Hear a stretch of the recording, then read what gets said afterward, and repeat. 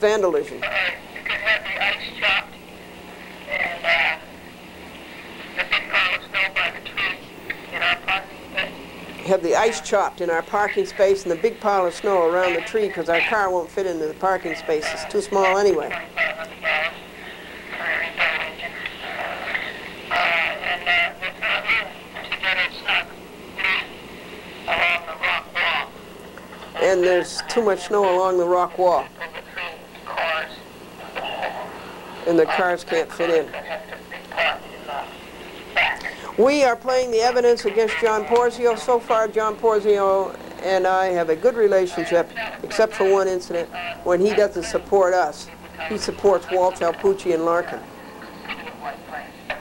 and violates our warranty of habitability. Channel 14. And it was on last night at 5:36, and it told about Walsh, Alpucci, and Larkin. The Walsh, Alpucci, Larkin reports were on White Plains on Channel 14. It was a Half an hour long. around the events that happened around April The events that happened around April 1993. Officer Fisher called of the White Plains Police, and I reported to him that the doormat was stolen again. Roberta Walsh did that repeatedly. Threw it down the stairs, threw it into the cellar, threw it outdoors. Vandalism. This is about the doormat.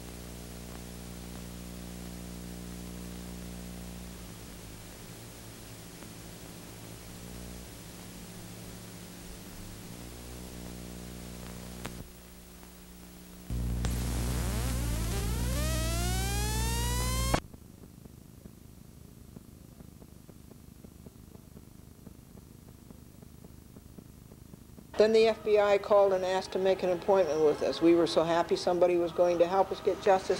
We made an appointment with the FBI for 10 a.m. on March the 6th, 1997, Thursday, at the Uniondale Courthouse. We went, we entered the bowels of the building, the door slammed shut. Thomas K. Kwiatkowski flashed a badge and said, "You are under arrest." We were ambushed. We were not told what we were charged with. Franklin was separated from Glendora, and he needs her care. Glendora was threatened, robbed of her briefcase, files, pen pad, 2 recorders, a key, $20, and all else she was carrying. She was threatened with handcuffs and a cell if she continued to exercise her right to remain silent and wait for counsel. A chain was put around her belly, and her hands were cuffed to the chain. 6 government salaries, 2 vehicles, and 5 hours were stolen from taxpayers to take Glendora and Franklin to Brooklyn. They were designated prisoners when all their lives they have never broken a law. They were coerced into making statements, being fingerprinted, and into being photographed. We were ambushed, threatened, falsely charged, maliciously prosecuted, and victimized by police brutality. By Rule 4, Federal Rules of Criminal Procedure, Franklin and Glendora could have been served a summons and they would have appeared, even though falsely accused. Wednesday, March the 3rd, 1997 at 5 p.m., Glendora and Franklin resubmitted Glendora versus Bruiser Ken, 97 Civ 1113 by U.S. mail from the White Plains. It was stamped by the clerks the next day as her civil rights were being trampled by the fraudulent Bureau of Investigation. Glendora sued Bruiser Kent for $23 million, and it adds up to civil recall. The story is long and outrageous and is still going on. The theme is the same: traitorship to America in criminal court as in the Bryant civil court. It is also sad, and Nathan Hale said, "I regret that I had but one life to give to my country." You will have to read, if you choose, Glendora's counterclaims of 50 pages, her discovery demands of 20 pages, and her petition for the immediate arrest of Kenneth H. Mildworm. There were 2 articles in Newsday. Now there is another, Glendora versus Cablevision appeal, coming your way. Margaret Gwadzinski versus Sandler, a derivative action that was unfairly settled for $1 million when it was worth $2 million to the shareholders. 95 Civ 1400 with Sidney H. Stein. Glendora went all last week without suing. Oh, Glendora went a whole week without suing Cablevision. As to Robert Callaghy, he is in contempt of the Judge Bryant court. Mr. Callaghy requested an audio tape of Thomas Garger over the telephone telling Glendora defendants were taking her program off TV because they didn't like the contents. Glendora produced the tape. Callaghy never paid for it. Judge Bryant and Magistrate Fox both ordered Mr. Callaghy to pay for the tape. He has been ordered 7 times to pay for it. See the computer for December the 11th, 1995. He has defied the court 7 times. He still owes Glendora $105. Just as cheap are Dolan Tata Quinn, whom Franklin had to pay $70 subpoena money to 5 people equals $350. When the trial was stayed, the billionaires did not return the $350 but kept it and are getting the interest on Franklin's money. February 1996 to March 1997, 1 year, 1 month. Callaghy's 10-page memorandum is a cheap, worthless, lazy way of doing an appellee's response. Glendora thinks Cablevision has ceased to pay him. He has lost in so many courts on this case, plus losing the Joan Collins case. It's a poor substitute for an appellant's brief to tell David Light and a secretary to pull a pile from the record an inch thick of exhibits, and for the client and the court, we're doing something, and Bill Dolan. Mr. Callaghy doesn't consult with Glendora pursuant to federal rules of appellate procedure as to what should be included. It is all on one side of the paper, just as his writing is all on one side. Save the trees, save the earth. Glendora has to spend days and weeks using up the other side of the paper as scrap paper. It is much pleasanter to have clean paper on which to write.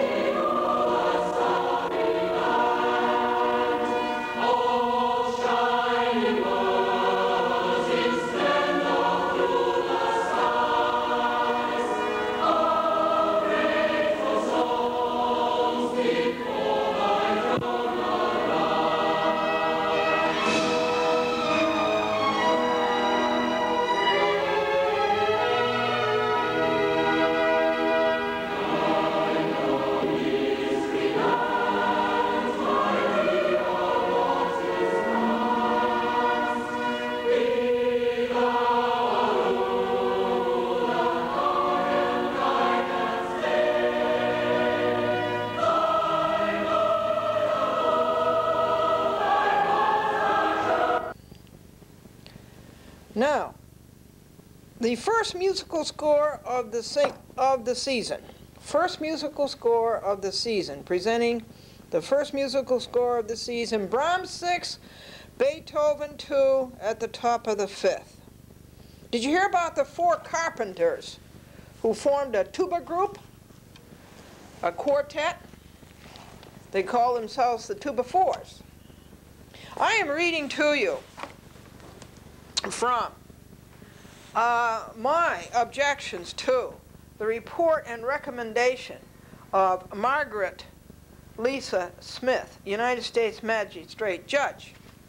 This is Glendora plaintiff against Amos B. Hostetter Jr., Timothy P. Nair, Michael J. Ritter, Nancy Hawthorne, Jeffrey T. DeLorme, William T. Schleier, Continental Cablevision Incorporated, Greg Sanders, Douglas Guthrie, Diane Rainey, Melissa Cooper, and American Cable Systems of New York Incorporated. Defendants, also appellees. Now we got up as far as page 16 last week, and so let us just go to page 16 or 17. And let us resume. The complainant arguments, writes Lisa Smith, that she had made many times before this court, both in writing and orally to open court. In particular, she claims repeatedly that the law is first come, first served. Well, I don't claim that. The United States Congress claims that. She refers to rescheduling as chocolate-covered cyanide, no doubt about it, as though this phrase has some logical or legal impact. To a fair judge, it would. And what do we have here? Defendants exercised editorial control over plaintiff's cable TV show. Now United States Magistrate Judge exercises editorial control over Glendora's legal paper. Yes, United States Magistrate Judge is exercising editorial control over Glendora's legal paper. She is biased, she is prejudiced, she is rankly pro-Walsh, who manipulates James Galvin, who manipulates Lisa Margaret Smith. James Galvin is Smith's courtroom deputy. How could Glendora be so naive as to file suit and present evidence and think that her case was going to be decided on the merits, the facts, and the law? That was so naive, but that is what they told Glendora in high school. There are so many disjointed footnotes by Lisa Margaret Smith, United States Magistrate Judge, and so much disjointed thinking, it is getting nearly impossible to make a cohesive whole of it. We started to deal with the paragraph, but there were so many footnotes, the continuity was hopelessly lost, so let's try again. On July 12, 1996, writes Lisa Margaret Smith, plaintiff filed her response and entitled it Cross Motion, although she did not have permission to file such a motion. Plaintiff demanded the following relief. 1, an order denying in its entirety defendant's motion for summary judgment. 2, an order denying defendant's motion to dismiss. 3, an order denying defendant's motion to dismiss plaintiff's complaint for lack of personal jurisdiction as to defendants Hostetter, Nair, Ritter, Hawthorne, DeLorme, Schleier, and Guthrie. 4, an order granting plaintiff's motion of April 27, 1996, resubmitted June 3, 1996, in its entirety, pursuant to Rule 37A and B of the Federal Rules of Civil Procedure. 5, an order to reopen discovery. 6, an order granting plaintiff $298 million in compensatory and punitive damages and make goods of all programs. And 7, such other relief that is just and proper. Despite plaintiff not having permission to file a cross motion, I, United States Magistrate Judge Lisa Margaret Smith, have considered her submissions as a response to defendant's motions. It is clear from plaintiff's list of the parts of this paper that the entirety of the submission is, in fact, a response to defendant's motion and that nothing has been submitted directly in support of plaintiff's so-called cross motion. 58. Says Glendora. Now let's go back to Glendora's paragraph 49 on page 17. U.S. Magistrate Judge is deliberately trying to inflame Judge Parker against Glendora. It is a typical Walsh, Galvin, Smith emotionalism like the temper burst in the courtroom that Lisa Margaret Smith stormed out of the courtroom, first part of Glendora's Title 28 U.S. Code, Section 372C claim mental instability. Next, in this jumble, we have to back up to page 6 for a third footnote. Here's her third footnote. We're on page 19. The response relies in large part on the Supreme Court's opinion in Denver Area Educational Telecommunications Consortium et al. Versus the Federal Communications Commission et al. Glendora argues that Denver holds that public access channels are public fora and that therefore any improper restraint of speech on such channels would constitute state action. Cross motion at page 7480. She makes this argument despite her inclusion of this description of the Denver opinion. In Denver, says Glendora, 2 justices of the majority expressly deemed public access channels to be a public forum. 3 dissenting justices deemed such channels not to be a public forum, and the remaining 4 justices chose not to address the public forum doctrine. This is from the letter of Brian D. Grafman, Esquire. If United States Magistrate Judge Smith understood Title 47 of the United States Code 521 et sequitur, she would understand there is no contradiction. Scholars like Grafman and Perry, Glendora's amici curiae, scrutinize Denver and know what is going on. Following are 2 of their articles in the New York Law Journal on Denver. Yeah, I will show you those. There's my amici curiae, Robert Perry and Brian Grafman, and here is their 2-part article in the New York Law Journal about the Denver decision. They understand Denver. Smith doesn't. Nor, of course, does Walsh. Paragraph 59, and we're up to page 22, folks. How can a judge rule on editorial control when she commits editorial control herself? We are still trying to bring order into the chaos of footnotes on page 6. 1 page, half of it was footnotes, and there must have been 5 footnotes.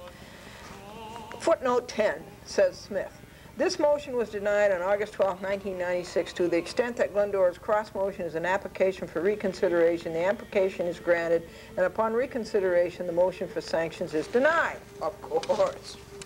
For what reason, Glendora never heard. Glendora was never given an answer to her motion of August 12, 1996. About this motion, which had to be submitted twice, United States Magistrate Judge said in open court, Glendora, I don't understand your motion. There is a lot this magistrate does not understand. How did she get to be a magistrate? It is the motion she directed Glendora to make.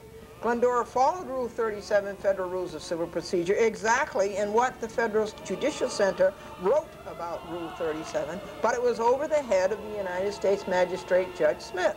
And of course, she would not rule against her Rockland County Galvin friend, Thomas J. Walsh. On July 19, 1996, defendants filed their reply. Glendora says that on March the 4th, 8 months later, United States Magistrate Judge files her report and recommendations. 8 months later. This alone disqualifies the report and recommendation. Says Smith, discovery has been stayed pending a decision on the dispositive motion. Says Glendora, this is another pro-defendant decision.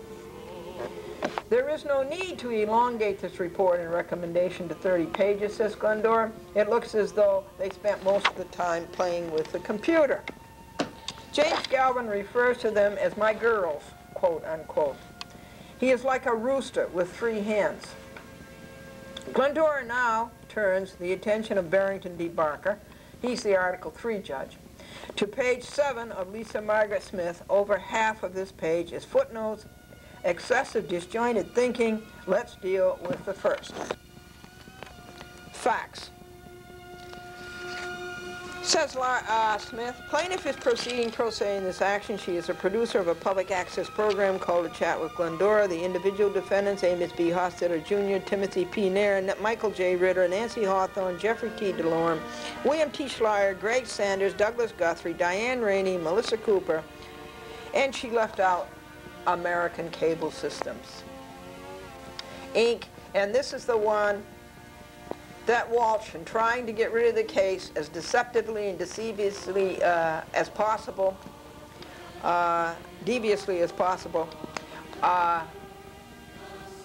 said, oh, well, the case has to be dismissed before omission of an essential party. And yet, he doesn't mention the essential party that Glendora added.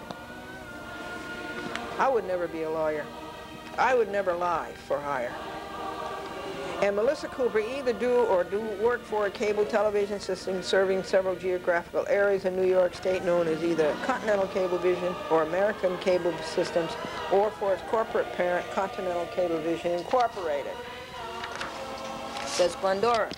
This alone testifies to what a mixed-up business Continental is due to Hostetter's CEO-ship. It logs Hostetter as to, quote, he doesn't know what he is doing, he is irresponsible, he is negligent, he doesn't know what is going on, he doesn't know the law, he arrogantly violates federal rights, and he lied on Glendora's discovery demands, and Lisa Margaret Smith covered up for him. Paragraph 66, page 24, Glendora says even the headlines have footnotes, facts, and then 11. Surely for purposes of this report, solely for purposes of this report and recommendation, the facts presented in the complaint are presumed to be true. Glendora, if Lisa Margaret Smith had not robbed Glendora of discovery, there would have had not to been any assumption. Glendora could have proved them true. The lies told by T.E. Waltz II are not true. We have to stop now and deal with footnote 12. Please go back to high school and learn how to write a cohesive theme paper. No footnotes. Now, footnote 12 is a beauty, and I am very proud of this, folks, and I think you are too. These are Glendora's fights for rights. Now, this is only a partial list. She doesn't have them all. She is using this to inflame Judge Parker against Glendora. You see, Judge Parker has to decide whether to take her report and recommendation to ruin my case and betray America. He has to decide what to do about that. She quotes Glendora versus Cablevision Systems Corporation, Glendora versus Telecommunications, Glendora versus Malone, Glendora versus Gannett Company, Glendora versus the New York State Division of Housing and Community Renewal, Glendora versus Cohen, Glendora versus Duberstein, Glendora versus Amicone, Glendora versus CBS, Glendora versus Gallicano, Glendora versus Gannett Suburban Newspapers, Glendora versus Kofall. That's only a very few of them, of the fights for rights. Thank you, says Glendora, for listing some of Glendora's fights for rights. Glendora is very proud of them. She sacrificed all of her savings, her business, much of her 42-year marriage, her church work, her sleep, salubrious eating, housework, social life, ad infinitum for these fights for rights. First it was the lawbreakers. Next it was crooked lawyers to be fought. Then it deteriorated into corrupt judges to be fought and exposed. We now fight for America, which is being ruined by white-collar crime and black robe crime. Franklin is fighting World War II all over again. That's page 25. He offered his life, Normandy to Weimar, D-Day to VE Day, to find out at age 78 America is in the clutches of worse people than the Nazis. Corporate lawbreakers, crooked lawyers, corrupt judges, and he has to fight again for the United States of America. Glendora now addresses page 8 of the Smith report and recommendation. Says Smith, Continental, either itself or through its wholly owned subsidiary, American Cable Systems, operates a cable television system that has a cable franchise agreement with the town of Ossining, New York, which provides for a public access channel. This channel serves a portion of Westchester and Rockland County, says Glendora. It would have been far better just to list the franchisers, the towns, Terrytown, North Terrytown, where the Rockefellers live, Briarcliff, Croton, Peekskill et al., and the village of Ossining. Lisa Margaret Smith is pro se about cable television. A town doesn't have a public access channel that serves the cable system's franchise area. The cable TV system has the public access channel. Hicksville for Cablevision doesn't have a public channel that serves all the municipalities in Nassau. Cablevision has the public access channel serving all the municipalities. Channel 19 South Continental just happens to originate from Ossining, and Judge Bryant's hometown, since he was born and his father was an MD there. Says Smith, from in and about December 1993 until September 1995, A Chat with Glendora was cablecast every Saturday on Continental's public channel 19S. On September 1st, 1995, Glendora's program was rescheduled to 2 cablecast dates per month on the first and third Saturdays. Plaintiff was notified of the change by a letter dated August 11th, 1995 from Melissa Cooper, Public Access Coordinator. The letter was written on Continental Cablevision stationery. It says, Glendora, why doesn't Judge Parker just read Glendora's complaint? Why does it have to be read to him? Certainly Glendora has a presumptive right to have her Article III judge read her complaint. Glendora, I tell you folks, this magistrate system just plainly does not work. This magistrate system just plainly does not work. These 30 pages by Lisa Margaret Smith attest to that. This report and recommendation is 6 months untimely. It rambles aimlessly and ineffectually. It is inaccurate, and it has many other unnamed defects in addition to being a wrong call as to who is right. We're up to page 28. Wright Smith in another footnote, number 13. Plaintiff maintains, and it's only 8 pages, and she's already got 13 footnotes. Plaintiff maintains that she previously cablecast her program every Saturday. Defendants maintain that it was 4 Saturdays per month because of certain times of the year. Saturdays coincided with holidays, and regular programming was preempted for special holiday programs. For purposes of this report and recommendation, I will accept plaintiff's representation that her program was regularly scheduled to be cablecast every Saturday before it was reduced to twice per month. And Glendora says, let defendants prove super. Glendora's program was cablecast every Saturday. She called every week at 3 p.m. Saturdays to see if it was on. This is how she got to know the cablecasters so well. And Glendora's viewers called her when the program was on. A, to join the fights for rights.